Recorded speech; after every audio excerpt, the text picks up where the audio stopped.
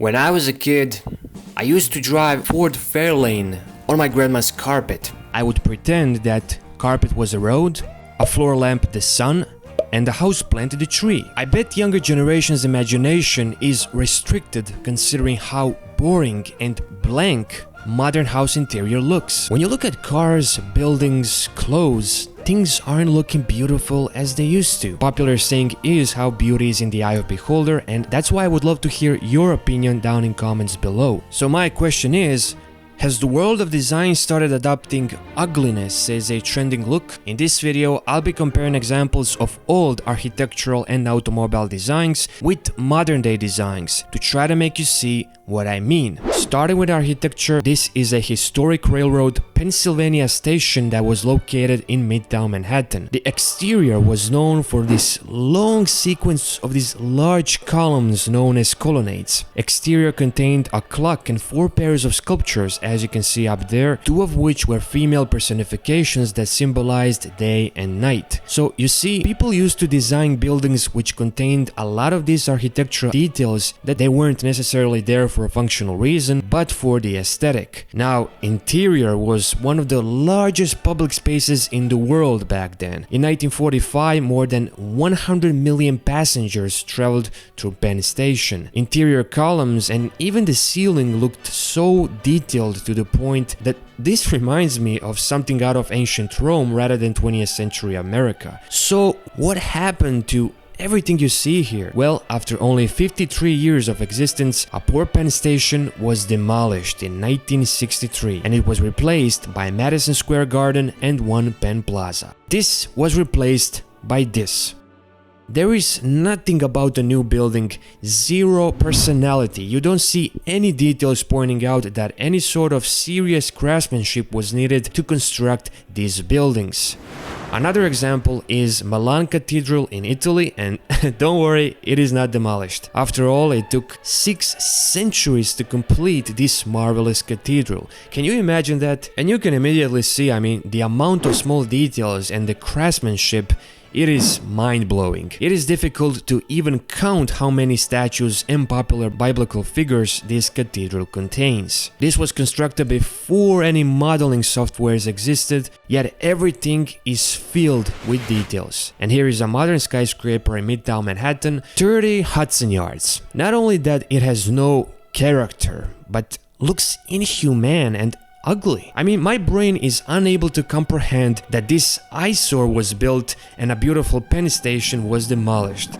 Even the trains have changed. Obviously, traveling by a train has decreased due to booming auto industry since the 50s, but who would travel in a train interior that looks like this when we used to travel first class in interiors that looked like this? Trains used to have this comfortable and luxurious environment where passengers could listen to vinyl records, have dinner, or take a nap perhaps. If you just take a look at how comfortable the seats in older train looked, as opposed to these plastic seats in the modern train. Alright, now let's move into car design. I'll be showing you 3 different examples of cars. An automobile industry suggests we are gradually moving away from original purpose of a car, which is getting us from a point A to point B, towards a vehicle that is fully relying on AI technology and eventually self-driving mechanism. As a result of this, interior is increasing in importance while designing a beautiful exterior of a car is being reduced. So for our first example, we have a 1959 Cadillac Eldorado Brougham and a new 2024 Cadillac Celestiq. Look at how beautifully Eldorado was sculpted, with the flamboyant fins and twin bullet taillights that were actually inspired by a rocket ship. Down below is this unique jewel-like grille and tail end details. Car was of course all hand-built, no computers existed back in the 50s, so you can see how much emphasis was put into details. Look at the Eldorado letters separated. Each letter is separated on that chrome piece. And those amazing attractive lines of a huge sharp tail fins, it is such a work of art. Fun fact is, the front parking lights actually resemble air intakes of a B-52 bomber. And look at the chrome emblem that is slightly sticking out of the hood, just like those two chrome lines stretching towards the windscreen. And now take a look at the new Cadillac Celestiq, and you can immediately notice so many details lost in favor of aerodynamics, safety equipment and advanced technology. I don't see anything that makes this car unique. There is nothing particular about it you'll remember as opposed to Eldorado. And here design revolves around pure minimalism. If you look at the headlights, almost as they are part of this grille. Speaking of grille, next example is a BMW M3 E46 and the new BMW E7. So I grew up in the 2000s and I remember how popular E46 was. Everybody loved this German beauty, particularly for its iconic exterior design that communicated confidence. This car had this confident, badass look. It was featured in hundreds of movies, popular German TV show Cobra 11 that I used to watch when I was a kid, and then of course a video game, Need for Speed Most Wanted. You can recognize this car even by looking just at its headlights, known as angel eyes. A new BMW E7, like majority of modern day vehicles attempting to portray a futuristic image, got rid of angel eyes. While great looking, apparently angel eyes have fallen out of the fashion, resulting in a new E7 model now having these very wide headlights. But guys, I know what you're looking at, the oversized grille. It is ugly.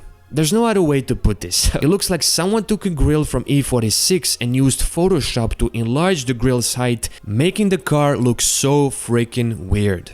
Ford Mustang is one of my favorite cars of all time and it just had to be on the list. For this video, we're comparing here a 1969 Mustang Mach 1 with a new 2023 Mustang. I think Mustang is one of the rare car brands that managed to keep their identity alive. Even though they abandoned round headlights once again, they are still keeping that particular taillights design. But the new model's taillights are missing the chrome outline that the old model has. Mustang lettering is gone, but I still think the car looks pretty good. Mustang is still sticking out of the background. It hasn't lost its identity yet. Now, this might be just my opinion once again, but you might have noticed the lack of originality in modern day car design. The best way for me to express what I mean is we'll take a look at two different parking lots. The one on the left side is from the 1970s and the one from the right side is from 2024. So what is missing on the right side? Something is missing, right? So first, there's the lack of variety in color. Cars come in black, white or gray, that's it. When was the last time that you saw a yellow car? You probably can remember, right? The next thing you'll notice is that the modern cars look very similar. It's a bit hard to tell them apart. And now if we look at the 70s parking lot, you can immediately recognize a Volkswagen Beetle over here. There's the station wagon over there. And if we look a bit in the distance, over there we have a Mustang Mach 1. Station wagon was very recognizable for a wood paneled siding. Ferrari Testarossa, for example, had pop-up headlights, and this Cadillac Coupe de Ville has this vinyl roof. Another factor contributing to older cars appearing more beautiful is that modern cars are designed out of different kind of metal than cars some 50 years ago. Today's car looks kind of plastic. And why is that? Starting by the 80s, you can notice that a steel body material got thinner and thinner and plastic parts were being increasingly incorporated. Metal bumpers, grills, side view mirrors and other details were gradually replaced by plastic parts. Today, aluminum has become a second most often used metal in vehicles. This shouldn't be surprising considering that aluminum and plastic proved to have more advantages in automobile industry. They're very inexpensive to make, quick and easy to assemble, very light contributing to improved fuel efficiency, and most importantly, safer in crash tests. But wait, aren't older cars more safer because they were made out of thicker steel? Well, not exactly. It's a common misconception that left me surprised as well. Apparently, Even though modern cars will suffer a lot of damage in a crash accident, they are designed to keep a passenger safe. Older cars leave a passenger dead. Older cars will attract you with their beauty and design, but if you're not careful enough, they leave you dead. And modern cars basically sacrifice their beauty in order to include more safety features. So if you're not careful enough, they can sacrifice themselves in order to keep you alive. Whoa, sounds like a romantic movie. Aren't cars wonderful? Thank you guys so much for dropping by. I appreciate it.